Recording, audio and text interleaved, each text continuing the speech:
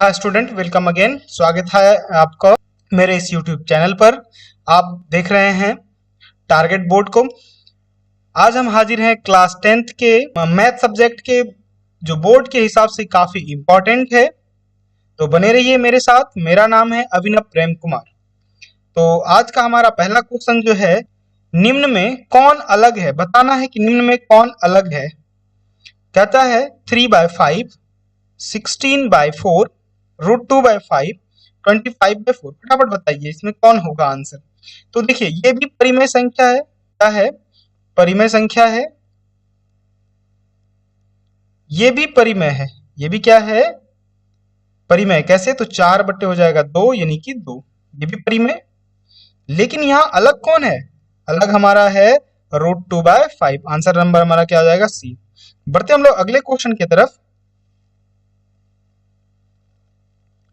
कहता है, देखिए अगला क्वेश्चन कहता है द्विघात बहुपद x² - 3 के शून्यक होंगे। तो फटाफट आंसर दीजिए। 3 माइनस √3 प्लस √3 माइनस √3 माइनस √3 -3 फटाफट बताइए। तो देखिए इसको कैसे बनाते हैं हम लोग। x² - 3 = 0, यानी x² = 3। x बराबर क्या हो जाएगा? प्लस माइनस √3, यानी एक माइनस दूसरा प्लस, ये माइनस और ये प्लस। तो हमारा आंसर क्या हो जाएगा? Option number B. चलिए अगला क्वेश्चन का जवाब दीजिए। कहता है यूक्लिड विभाजन एल्गोरिथम दो धनात्मक पूर्णांकों के निम्न में से प्रकलित करने का तकनीक है। बताइए। लॉसो, मोशो, भागफल, शेषफल। तो इसका आंसर हो जाएगा मोशो। आप लोग निकालते हैं। क्यों? तो यूक्लिड क्या कहता है? ए बराबर BQ plus R, R is greater than equal to 0 and less than B. इसे क्या निकालते हैं हम लोग? मोशो। तो चलिए बढ़ते हम लोग अगले क्वेश्चन की तरफ।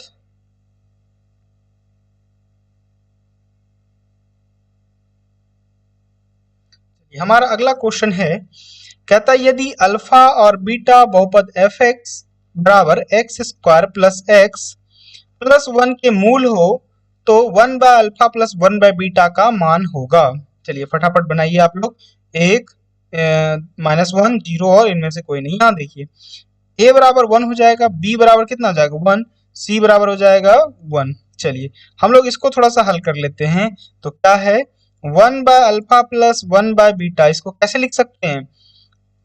अल्फा इंटू बीटा, और यहाँ अल्फा प्लस बीटा। तो ये क्या हो जाएगा हमारा? -b/a और c/a। ए कैंसिल, तो -b/c।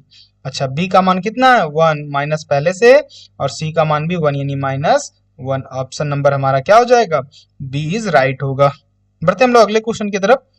कहता है के किस मान के लिए समीकरण x plus 2y equal to 7 बराबर 2x प्लस के वाई इक्वल टू 14 संपाती होगा। तो संपाती होने का क्या है रूल? ये यहाँ देखते हैं संपातियों का। a1/a2 बराबर b1/b2 बराबर क्या हो? c1/c2। चलिए इसको अनुपात में लगाइए। यहाँ x के साथ कितना है? 1, और यहाँ x के साथ कितना है? 2 बराबर यहाँ x के साथ 2, और यहाँ x के साथ k। अच्छा, यहाँ इसको अंदर लाइएगा तो -7, और इसको यदि 14 को माइनस लाइएगा, अंदर लाइएगा तो -14। चलिए ये कैंसिल। 1/2, इसको कटाएं या नहीं कटाएं, किसी एक स्थिति को ले लेना है। यानी 1/2 बराबर 2/k, किसी एक को लीजिएगा तो आंसर वही आएगा। k गुना 1 तो k बराबर 2 दूना 4, यानी ऑप्शन नंबर हमारा क्या हो जाएगा? सी। चलिए अगले क्वेश्चन का आंसर दीजिए। कहता है यदि अल्फा तथा बीटा द्विघात बहुपद x² प्लस x माइनस 2 बराबर 0 मूल हो तो 1/अल्फा प्लस 1/बीटा का मान होगा। तो 1/अल्फा प्लस 1/बीटा है। चलिए इसका क्या लिखेंगे? 1/अल्फा into beta, alpha plus beta. तो -b/a, c/a, a cancel, -b/c। तो देखिए माइनस b का मान कितना है? यहाँ x के साथ कितना गुना है? 1, और c यानी कि -2। तो ये माइनस माइनस कैंसिल, तो 1/2। ऑप्शन नंबर क्या हो जाएगा हमारा? ए। चलिए अगले क्वेश्चन का जवाब दीजिएगा आप लोग। कहता है समीकरण निकाय दिया हुआ है a1x b1y plus c1 equal to 0 और a2x plus b2y plus c2 बराबर 0 का अद्वितीय हल होगा। तो अद्वितीय हल होने का शर्त a1/a2 बराबर b1/b2। a1/a2 is not equal to b1/b2। तो क्या होता है? उसका अद्वितीय हल होता है। Option number C. बढ़ते हम लोग अगले क्वेश्चन की तरफ। कहते हैं निम्नलिखित में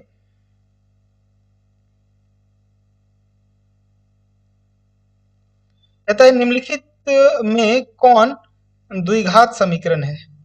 निम्नलिखित में कौन द्विघात समीकरण है? तो 4x प्लस 6 इक्वल टू 0, तो ये नहीं होगा क्योंकि स्क्वायर नहीं है। अच्छा, इस पे देखते हैं, यदि आप इसको हल करते तो कैसे लिखिएगा? एक्स स्क्वायर प्लस एक्स पे माइनस 2 बराबर 0। चलिए, तो ये भी नहीं होगा क्योंकि माइनस हमें कबूल नहीं है द्विघात समीकरण में। और यहाँ यदि इसको हल करते हैं तो एक्स स्क्वायर प्लस 3x बराबर एक्स स्क्वायर, तो ये एक्स स्क्वायर कैंसिल, तो ये भी नहीं होगा। तो हमारा आंसर क्या हो जाएगा? Option number B. क्यों? तो हम लोग जानते हैं द्विघात बहुपद का जो स्टैंडर्ड फॉर्म होता है वो क्या है? A x square plus b x plus c equal to 0। तो यही हमारा कौन सा हो जाएगा? Option number B. चलिए अगले क्वेश्चन का करते हैं। कहता है एपी का प्रथम पद 2 और सार बनकर 3 है, तो 2 फिर क्या हो जाएगा? 2 प्लस 3, फिर 2 प्लस ये बढ़ जाएगा, 3 दूना 6 हो जाएगा, फिर 2 प्लस कितना हो जाएगा? यानी तीन ही पद लिखना है हमको। 3 3 2 5 6 2 8। तो बताइए कौन सा आंसर होगा? ऑप्शन नंबर बी हो जाएगा। चलिए अगला सवाल देखिए क्या है। कहता है दो समरूप त्रिभुज की संगत भुजाओं का अनुपात 4:9 हो 9 है, तब उनके क्षेत्रफलों का अनुपात होगा। फटाफट बताना है आप लोग को इसका आंसर। तो हम लोग जानते हैं कि 4/9 का क्या करते हैं हम लोग? स्क्वायर कर देते हैं, जो कि काफी आसान है। 16/81, ऑप्शन नंबर बी। चलिए अगले क्वेश्चन का सवाल का आंसर दीजिए। कहता है किसी एपी की 4 संख्याओं का योग 40 और उनकी पहली और चौथी संख्याओं का गुणनफल कितना होना चाहिए? 91। अच्छा देखिए, इसमें हीट एंड ट्रायल मेथड करते हैं।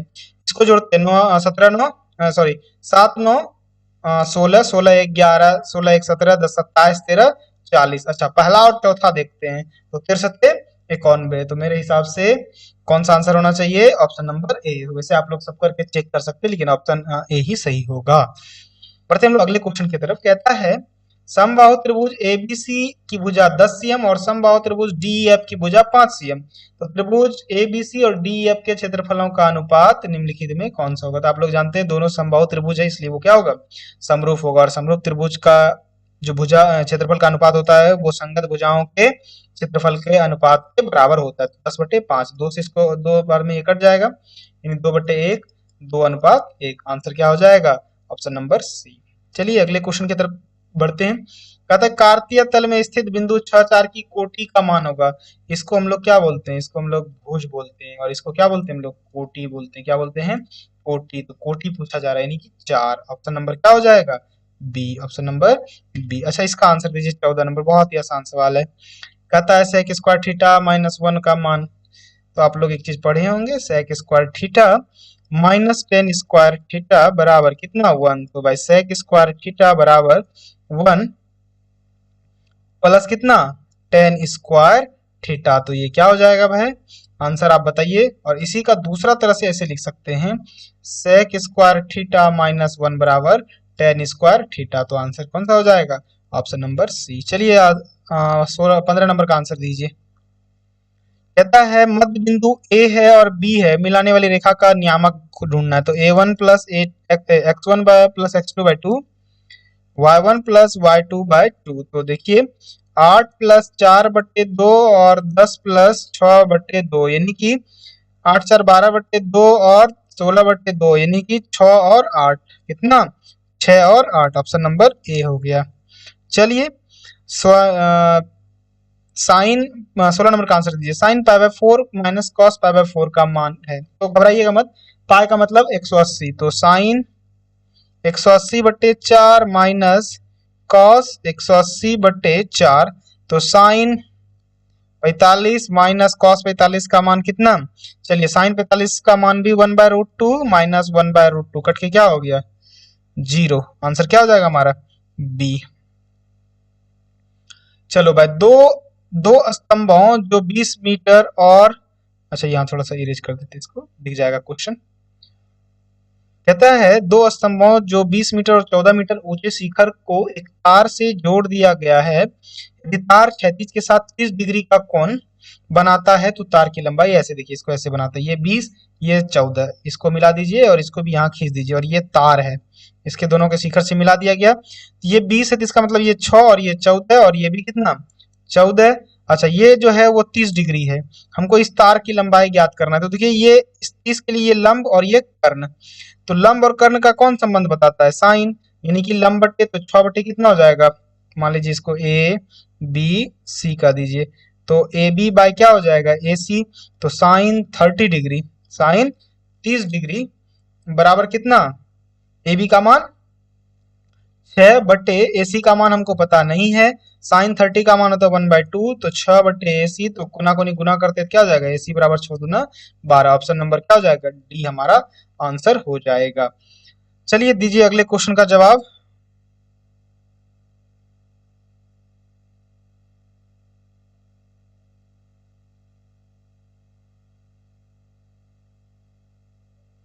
चलिए भाई दीजिए फटाफट आप लोग अगले आंसर का जवाब। कहता है किसी बाह्य बिंदु से किसी वृत्त पर खींची गई दोनों स्पर्श रेखाओं की लाइनों का कौन सा संबंध होता है, फटाफट आंसर दीजिए। समान, असमान, दुगुना, इनमें से कोई नहीं, बताइए फटाफट। तो क्या हो जाएगा, समान, दोनों क्या होता है, समान होता है। चलिए कहता है एक छड़ की लंबाई और छाया का अनुपात 1:3 है, तो सूर्य का उन्नयन कोण, ये देखिए मान लेते हैं छड़ है और ये इसकी छाया बन रही है, और यहाँ कितना डिग्री अनुपात क्या है, 1:3, यहाँ मान लेते हैं थीटा है, तो ये लंब हो गया, ये आधार हो गया, और लंब और आधार का संबंध कौन बताता है, टेन, तो टेन थीटा इक्वल टू क्या हो जाएगा, 1/√3, ये कितना का मान है बताइए, 60 नहीं 30 का मान है, कितना का, 30 का, तो ऑप्शन नंबर सी हो जाएगा। चलिए बढ़िए अगले क्वेश्चन की तरफ आंसर दीजिए। कहता है यदि एक बिंदु P से O केंद्र वाले किसी वृत्त पर PA तथा PB स्पर्श रेखा 80 डिग्री कोण पर झुकी हो तो कोण POA बराबर है, ध्यान से देखिए ये हमारा है, मान लेते यहाँ बिंदु P से खींचा गया है, चलिए ये हो गया, ये हो गया और ये हो गया, ये परस्पर 80 डिग्री है, तो इधर 40 और इधर 40, ये 90 होता है, तो 9 4 13, यहाँ कितना बचा बताइए, यहाँ कितना बचा, कह रहा है पी ओ ए, सॉरी यहाँ इस तरह से पी पी ओ ए, पी ओ ए, तो पी ओ ए, तो ये हो गया हमारा 90, ये 40, कितना 40, तो 90 40 130, पी ओ ए, फटाफट बताइए। तो ये हो गया हमारा पूरा कितना, ये 80, तो ये कितना होगा, देखिए ये 80 यहाँ 40 और ये मिलके होता है हमारा 180, तो 100 कितना हो जाएगा, ये 80, तो ये कितना 100 और ये दो भागों में बटा है, तो कितना हो जाएगा 50, कितना हो जाएगा हमारा आंसर 50। हम फिगर जो है थोड़ा क्लियर बना देते हैं फिर से,